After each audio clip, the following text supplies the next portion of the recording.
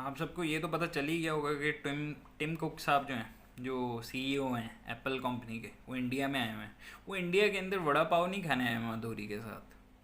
वो वहाँ पे ना फ्लैगशिप स्टोर खुला है, उसकी ओपनिंग के लिए आए हैं। इसके अलावा वहाँ पे प्रोडक्शन यूनिट भी है, मतलब वहाँ पे प्रोडक्शन होगी, वहीं पे असेंबली होगी, और वहीं पे इंडियन रुपीज़ के अंदर सारी वो ख़रीदो फरोख्त होगी, इंपोर्ट नहीं करना पड़ेगा। शायद वहाँ से एक्सपोर्ट हो जाए।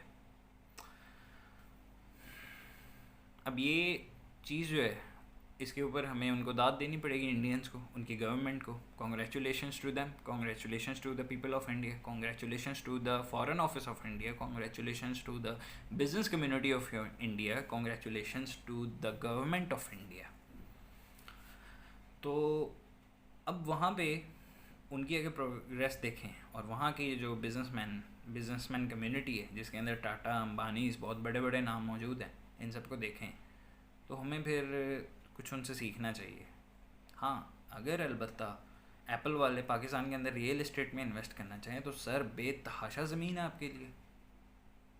आप कंपटीशन दे सकते हैं वो नंबर वन सोसाइटी को, लेकिन कितना मज़ा है, मतलब कि भाई एप्पल गार्डन्स, एप्पल बुलेवार्ड, कितना मज़ा है ये सब देख के, क्योंकि हमारी अप्रोच यहीं तक है।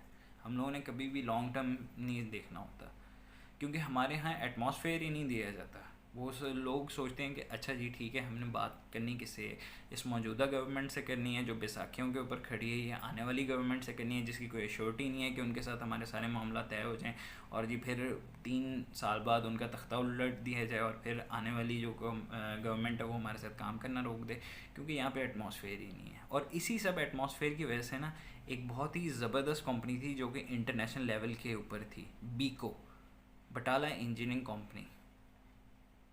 इसकी मैं ज़रा हिस्ट्री आपको बताता हूँ।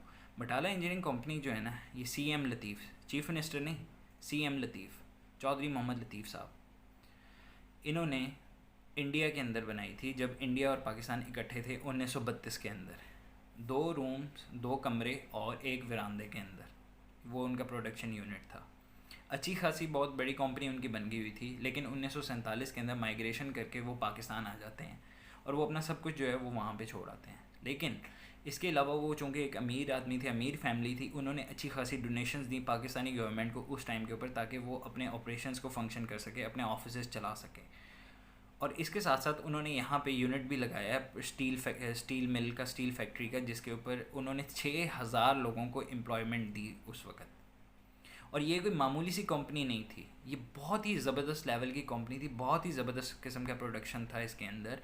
यहाँ तक कि जितने भी फॉरेन डेलीगेट्स आते थे वो सब इस कंपनी को विज़िट किया करते थे, just to see how they work, how is their production, ये सब देखने के लिए। और यहाँ तक कि इसकी ये भी कहा जाता है कि foreign students Malaysia, China, Thailand से सब लोग आते थे यहाँ पे इंटर्नशिप्स करने के लिए, इंजीनियरिंग के स्टूडेंट्स, स्पेशली मैकेनिकल इंजीनियरिंग के।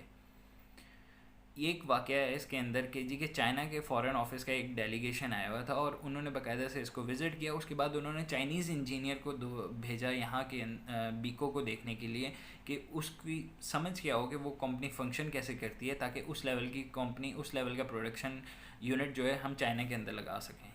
और इनकी कोलैबोरेशन थी प्रेशर पम्प्स बनाने के ऊपर सिमंस कंपनी के साथ, और इसकी जो मेजॉरिटी प्रोडक्ट्स थी वो एक्सपोर्ट हुआ करती थी, यानी कि पाकिस्तान के अंदर डॉलर्स आया करते थे, एम्प्लॉयमेंट बढ़ा करती थी। जितना जितना एक्सपेंड करते थे वो जाहिर सी बात है लोगों का रोज़गार बढ़ रहा होता था, और उनकी वो क्या कहते हैं कि प्रोडक्शन बढ़ी होती थी, प्रोडक्शन बढ़ी होती थी तो एक्सपोर्ट ज़्यादा होती थी, एक्सपोर्ट ज़्यादा होती थी तो मतलब डॉलर्स आते थे पाकिस्तान के अंदर।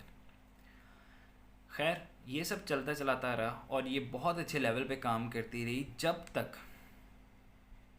भुट्टो साहब नहीं आते। भुट्टो साहब की हुकूमत आती है 1972 के अंदर, नेशनलाइजेशन का वो एक पॉलिसी लाती है, और नेशनलाइजेशन के अंदर बीको के साथ साथ 31 कंपनीज़ और होती हैं जिनको नेशनलाइज करके पाकिस्तानी गवर्नमेंट के अंदर ला दिया जाता है। उसके सारे ऑपरेशन जो है पाकिस्तानी हुकूमत के पास आ जाते हैं, और इसका नतीजा ये निकलता है कि 1998 के अंदर, 1998 के अंदर इसका जो नुकसान था वो 761.58 अरब रुपये था। 761.58 बिलियन रुपीज़, ये इसका नुकसान था। और इस वक्त तक जो सीएम लतीफ़ साहब थे, चौधरी मोहम्मद लतीफ़ साहब थे, वो जर्मनी मूव कर चुके हुए थे। ऐसा नहीं है कि उनको ऑफ़र नहीं हुई दोबारा से वापस उसके ऑपरेशन संभालने की, दोबारा से उसको एक्वायर करने की। ज़िया साहब ने उनको, जनरल ज़िया ने उनको की थी इस चीज़ की ऑफ़र, लेकिन उन्होंने मना कर दिया। उन्होंने शर्त ये रखी थी कि उनके साथ साथ जो बाकी की 31 बिजनेसेस को गवर्नमेंट ने नेशनलाइज किया था, वो सारे के सारे बिजनेसेस को वापस किया जाए, लेकिन ऐसा नहीं हुआ और उसका खमियाजा हमने भुगत लिया।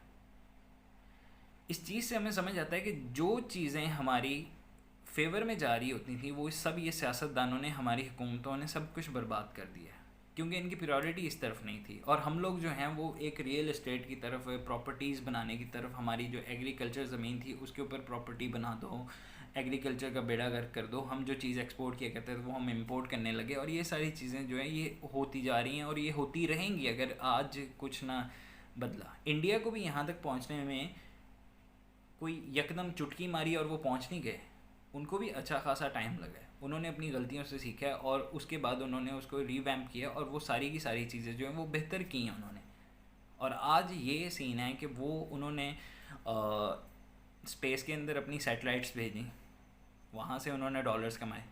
अब वहाँ पे प्रोडक्शन यूनिट लगा है एप्पल, जो कि एक बहुत बड़ी दुनिया की नंबर 1 कंपनी है।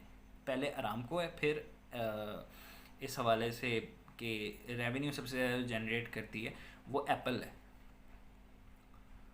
तो अब वो एप्पल ने वहाँ पे इन्वेस्टमेंट की है, मतलब वहाँ पे उन्होंने अपना प्रोडक्शन यूनिट लगाया है, उन्होंने फ्लैगशिप स्टोर बनाया है, मतलब वहाँ की एम्प्लॉयमेंट बढ़ी है। लेकिन यहाँ पे कुछ समझ नहीं आ रहा, उनके पास अच्छे खासे पैसे आ गए और यहाँ पे हुकूमत के पास इलेक्शंस करवाने के लिए 21 अरब रुपया नहीं है, और ये टोपी ड्रामा है और ट्रक की बत्ती के पीछे हमें लगाया हुआ है और हम लगे हुए हैं।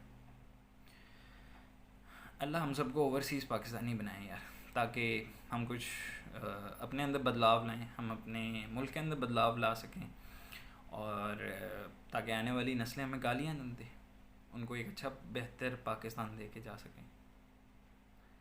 अपना ख्याल रखिएगा, और अगेन बहुत बहुत मुबारक, congratulations to all Indians, congratulations to the Indian government, congratulations to their foreign office, congratulations to their business community. Hope we will learn from them. Allah ne ke